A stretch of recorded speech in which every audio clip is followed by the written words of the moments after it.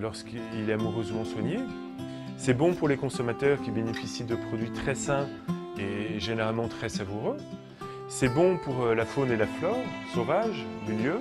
C'est bon pour les paysages qui sont réhabilités, renaturés. C'est bon pour les sols qui s'enrichissent. C'est bon également pour le climat parce qu'il y a une séquestration de carbone dans les sols et dans les arbres. Donc cette ferme contribue à sa petite mesure à la stabilisation du climat mondial. Et donc finalement, c'est bon à tous les niveaux pour les humains et pour la planète.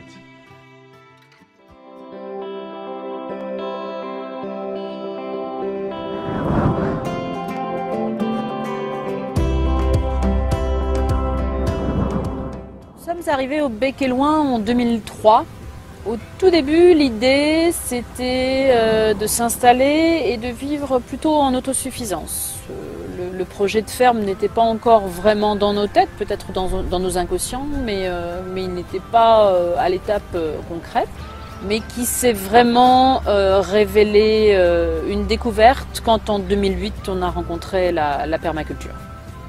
Et la permaculture, elle repose sur une éthique. Prendre soin de la terre, prendre soin des humains et partager équitablement.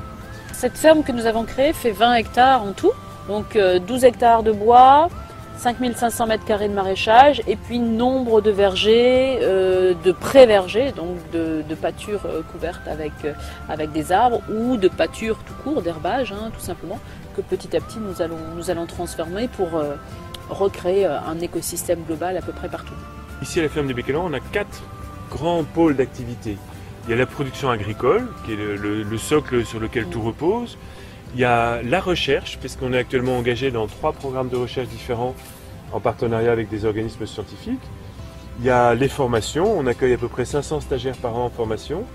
Et puis il y a l'essaimage, donc notamment Perrine accompagne beaucoup de porteurs de projets, de collectivités, etc. Et ce qui est très permaculturel, c'est que ces 4 pôles se nourrissent, échangent, interagissent. Et on a actuellement 10 salariés permanents sur le site pour ces 4 grandes fonctions, plus un certain nombre de stagiaires qui font ici leur doctorat ou des mémoires. Depuis la création de la ferme, on essaie de se passer de recours au pétrole. Dans la permaculture, on met beaucoup l'accent sur essayer de trouver des alternatives aux énergies fossiles. Et ça nous a permis des découvertes qu'on n'aurait pas cru possibles en fait.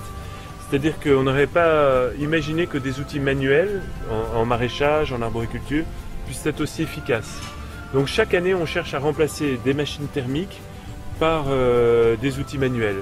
Alors on mène un travail en direction du passé, on étudie des outils du passé, d'avant l'ère industrielle, et on découvre des petits bijoux qui sont extraordinairement efficaces. On étudie et on recherche à l'étranger des outils contemporains qui soient manuels et très efficaces. Et puis chez nous également, on a remplacé le chauffage au fioul par un chauffage à bois. On fait notre bois, on cuisine au bois en partie. Donc progressivement, chaque année davantage, on arrive à se passer un peu du recours au pétrole.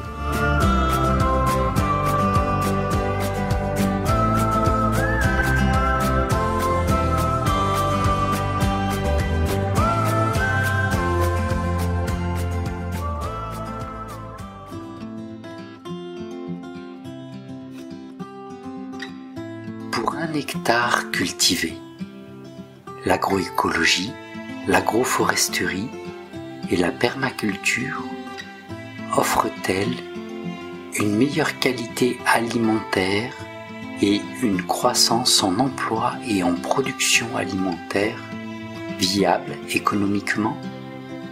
Voir l'étude de l'INRA, Institut National de Recherche en Agronomie, en lien dans la description de cette vidéo.